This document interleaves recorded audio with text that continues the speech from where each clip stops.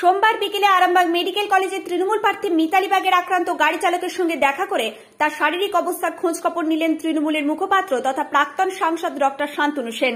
উল্লেখ্য, রবিবার প্রচারে বেরিয়ে বিজেপি আশ্রিত দুষ্কৃতীদের হাতে আক্রান্ত হয়েছিলেন গাড়ি চালক শেখ শাহজাহান ওরফে রকি। বর্তমানে তিনি আরামবাগ মেডিকেল কলেজ হাসপাতালে চিকিৎসাধীন। এছাড়াও রবিবার রাতে সিপিএম এর হাতে আক্রান্ত হয়েছিলেন আরামবাগ 10 নম্বর ওয়ার্ডের তৃণমূল কর্মী মফিজুল ইসলাম।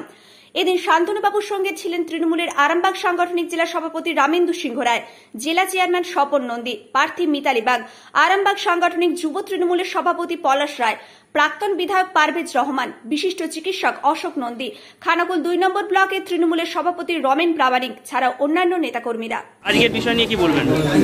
কি জন্য এখানে এসেছেন? জানেন যে গতকাল আমাদের আরামবাগের তৃণমূল কংগ্রেসের প্রার্থী মিতালি বাগ যখন খানাকুলে প্রচারে গিয়েছিলেন তখন তাকে লক্ষ্য করে বিজেপির হারমাদরা কীভাবে মারধর করে তার গাড়িটা ভেঙে তছনছ করে দিয়েছে, রড দিয়ে, লাঠি দিয়ে বোম চার্জ করা হয়েছে এবং তার যিনি গাড়ির চালক ছিলেন শেখ শাহজাহান তাকে রড দিয়ে, লাঠি দিয়ে, শাবল দিয়ে, বন্দুকের বাঁট দিয়ে যেভাবে মেরেছে, সে আজকে চরম অসুস্থ অবস্থায় তাকে হাসপাতালে ভর্তি করতে হচ্ছে। খানাকুলের বিধায়ক যিনি সুশান্ত ঘোষ, যিনি এর আগেও প্রকাশ্যে মিডিয়াতে আমরা দেখেছিলাম প্রকাশ্যে মারধর করেন, এই ধরনের গুন্ডাগিরি করতে তিনি অভ্যস্ত, তার প্রত্যক্ষ মদতে এবং একজন বিজেপির নেতা তাপস সাউ, তার বাড়ির সামনে এই ধরনের ঘটনাগুলো ঘটেছে। আমরা তার সাথে সাথে এই আরামবাগ পৌরসভার 10 নম্বর ওয়ার্ডের একজন কর্মী মফিজুল ইসলাম, সে প্রতিবাদ করেছে বলে তাকে সিপিএমের হারমাদরা বেধড়ক মারধর করেছে, তাকে হাসপাতালে ভর্তি করতে হয়েছে। এটা প্রমাণ করে যে আরামবাগের মানুষ এত বেশি করে তৃণমূল কংগ্রেসের প্রার্থী মিতালি বাগকে সমর্থন করার জন্য উদ্গ্রীব হয়ে আছে এবং বিজেপির নেতারা তাদের পায়ের তলা থেকে রাজনৈতিক মাটি সরে যাচ্ছে, তারা নিজেদের শোচনীয় পরাজয়টা দেখতে পাচ্ছে, সেই জন্যে তারা মতিভ্রম হয়ে তারা এই ধরনের সন্ত্রাসের পথে পরিচালিত হয়ে আমাদের প্রার্থীকে এইভাবে আক্রমণ করেছে এবং যারা তার প্রতিবাদ করেছে তাদেরকে এইভাবে আক্রমণ করেছে। মিতালির গাড়ি আপনারা দেখেছেন, গাড়িটা রিপেয়ার করা যাবে বলে মনে হয় না। ঈশ্বর আল্লাহর অনেক আশীর্বাদ, অনেক দোয়া যে মিতালি সেই সময় গাড়িতে ছিলেন না, সেই সময় তিনি গাড়িতে থাকলে আজকে আমাদের কী অবস্থায় থাকতে হতো আমরা নিজেরাও জানি না। এবং তার যে গাড়ির চালক তিনি নিজে বলছেন আল্লাহর দোয়ায় আমি বেঁচে গেছি, তার বেঁচে থাকার কথা নয়, তাকে যেভাবে মারা হয়েছে। এবং তার সাথে সাথে আরামবাগের 10 নম্বর ওয়ার্ডে আমাদের কর্মী মফিজুল, সে বলছে আমি শুধু বলেছি যে মিতালিদিকে এইভাবে তোমরা করলে কেন, মমতাদি কি তোমাদের বাড়িতে প্রকল্পগুলো পৌঁছে দেয় না? শুধু এইটুকু বলার জন্য আরামবাগের সিপিএমের হারমাদরা তাকে মেরে পাটপেটা করে দিয়েছে, তাকে হাসপাতালে ভর্তি করতে হচ্ছে। আমরা এর তীব্র প্রতিবাদ করছি এবং আরামবাগের মানুষের কাছে বিচারের দায় নিয়ে আমরা বিশ্বাস করি আরামবাগের মানুষ আগামী 20শে মে ইলেকট্রনিক ভোটিং মেশিনে শুধু খানাকুল না 7টা বিধানসভা কেন্দ্রে এর যোগ্য জবাব দিয়ে মিতালি বাগকে বিপুল ভোটে জয়ী করে বিরোধীদের যোগ্য জবাব দিয়ে দেবে।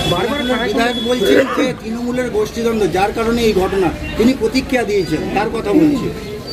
গোষ্ঠীদ্বন্দ্বের কথা বিজেপির মুখে শুনলে আস্তাবলের ঘোড়ারাও হাসে। বিজেপির রাজ্য সভাপতির ছবির ওপর লাথি মেরে বিজেপির ক্যাডাররা উল্লাস করে। বিজেপির প্রার্থীপদ ঘোষণার পর বিভিন্ন জায়গায় দেখেছেন তাদের গোষ্ঠীদ্বন্দ্ব কোন জায়গায় গেছে। বিজেপির বাঁকুড়ার প্রার্থীকে বিজেপির ক্যাডাররা ঘরে আটকে রেখে দেয়। বিজেপির প্রাক্তন রাজ্য সভাপতি তথাগত রায় বিজেপির বর্তমান নেতাদের বিরুদ্ধে বিষোদ্গার করে। সুতরাং গোষ্ঠীদ্বন্দ্ব বিজেপিতে আছে, তৃণমূলে নেই। তৃণমূল একটা ঐক্যবদ্ধ পরিবার, যার নেত্রী মমতা ব্যানার্জি, যার সেনাপতি অভিষেক বন্দ্যোপাধ্যায়।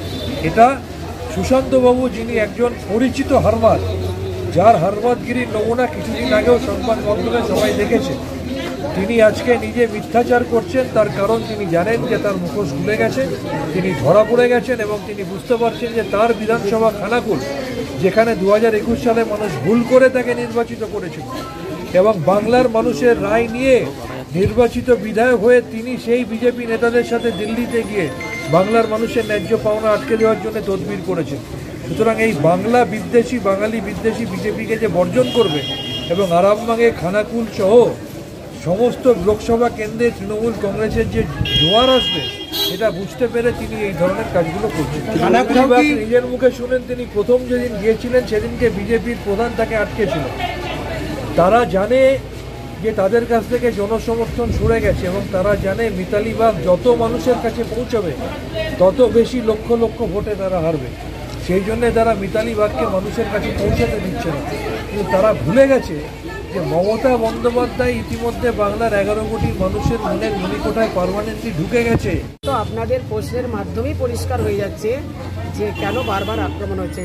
কখন আক্রমণ মানুষ কখন করে? যখন তাদের পায়ের তলায় মাটি সরে যায়, যখন তারা দুর্বল হতে শুরু করে। এবং আপনাদের মাধ্যমে আপনারাই দেখালেন যে এটা নাটক।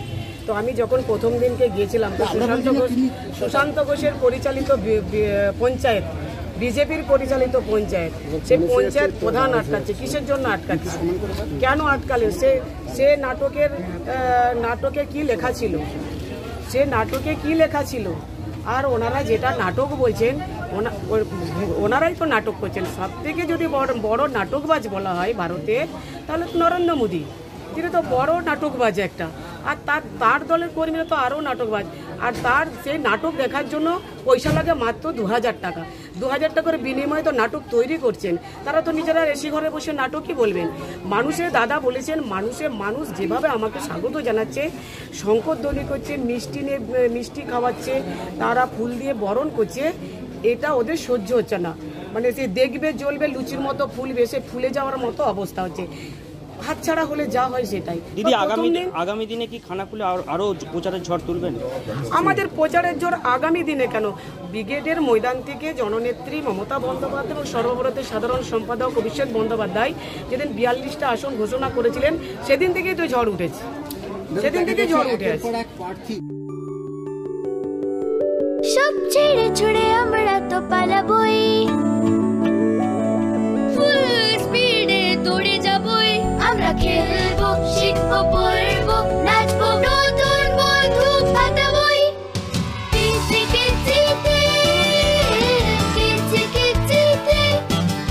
বাচ্চাদের কিডজি থেকে দূরে রাখা অসম্ভব। কিডজি, ইন্ডিয়ার ফেভারিট প্রি স্কুল।